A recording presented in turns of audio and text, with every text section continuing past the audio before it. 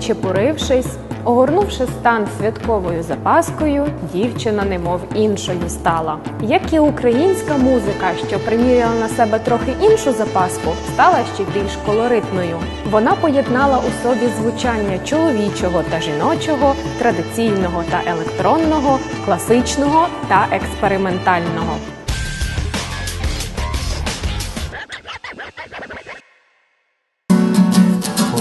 Тепло, спробувала шепочу ніч, свою мелодію навколо рухи. Запаска – український музичний дует з Кам'янця-Подільського. Рік заснування – 2009. Жанр – альтернативний поп, інді-поп. Музику створюють за допомогою традиційних та електричних інструментів в режимі лайв-лупінг, за допомогою закільцювання та міксування музичних фраз. Дискографія налічує 3 платівки – «Ланка», «Транслітом» та «Контур». Склад – Павло Нечитайло та Яна Шпачинська.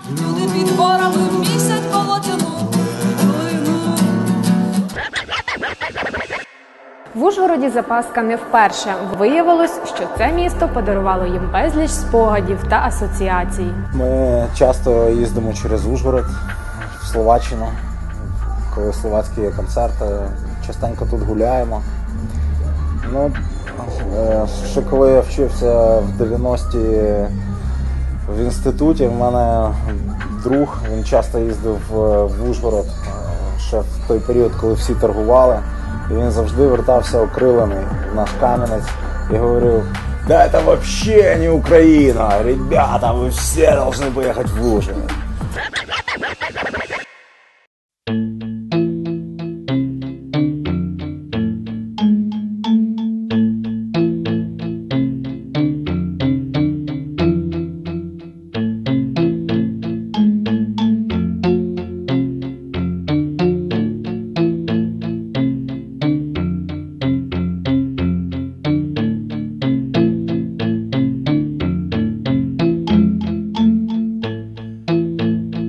Панове, це складба у Нікопольській гідроелектростанції в центрі України. Мале індустріальне місто з добрими людьми.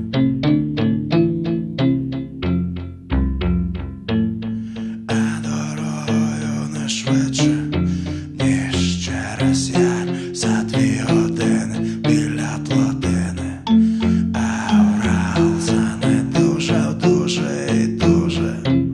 Шлюзовик піднімати загад нема кому. Він зник свою робочу зміну,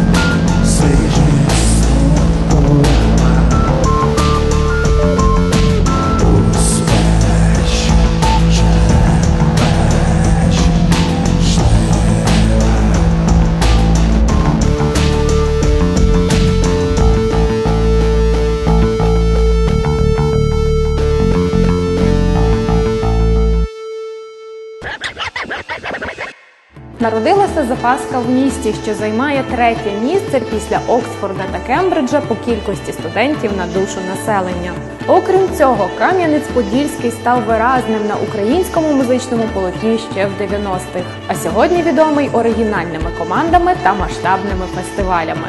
Ну от я, наприклад, не з Кам'янця родом, але коли познайомилася з кам'янецькою тусовкою, так можна сказати, то зрозуміла, що це було таке дуже особливе місто в 90-ті. От якраз в 90-ті так підйом був музики альтернативної в Україні. І якраз в Кам'янці дуже було багато просто унікальних гуртів, які намагалися грати самобутню музику, там не просто щось копіювати, а щось вигадувати своє. І мені здається, що саме така складова, така ця музична культура, на жаль, вона загублена, тому що це тоді час касетних записів, і не всі вони збережені, не всі гурти записувались, але так з історії, з якихось уривків відео, видно, що в цього міста є така дуже класна своя історія в 90-х. Ну і зараз, тобто початок 2000-х це було таке музичне безриб'я в Кам'янці, а от 2010-ті з'явилось нове покоління, і зараз, наприклад, в Кам'янці є цілий пласт величезної реп-культури, що є не в кожному, навіть обласному центрі. Тобто репери називають наше місто Кейпі Сіті, і є близько 30 гуртів, які цей мем активно використовують.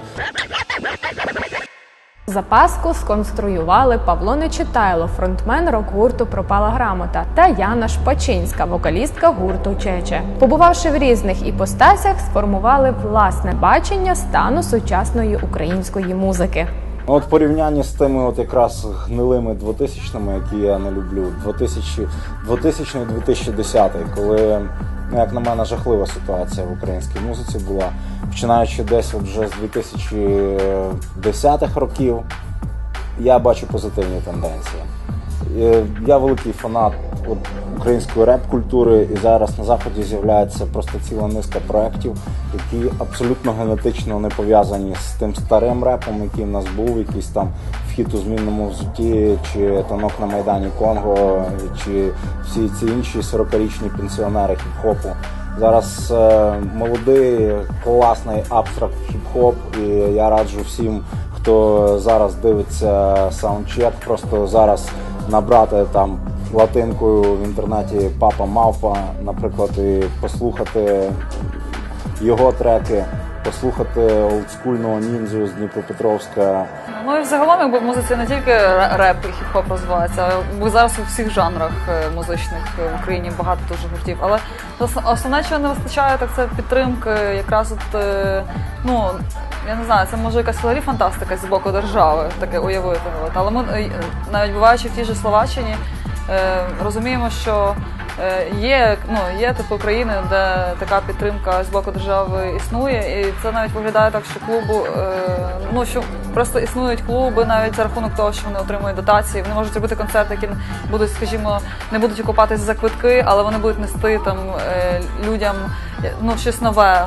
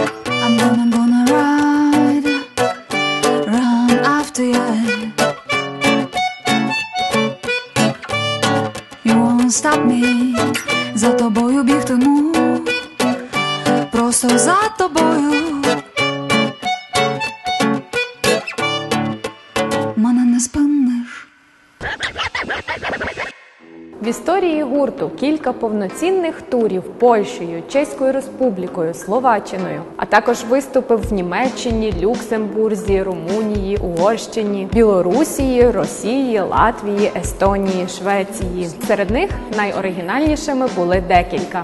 Їх було декілька, і один з них був в місті Златория в Польщі. У нас там є друзі в Західній Польщі, вони кажуть, ну от ви в нас виступите, і ми ще зробимо вам один концерт в прикольному місті, там добували золото. Ну, ми думаємо, прикольно, приїжджаємо, а це день народження більярдного клубу. І в мене просто був флешбек капітальний з 90-х. Просто реально ми потрапили в конкретні 90-ті в Україні. І почалося з того, що там величезний банер на вході був, там якась подруга з тисками намальована великими з більярдним києм.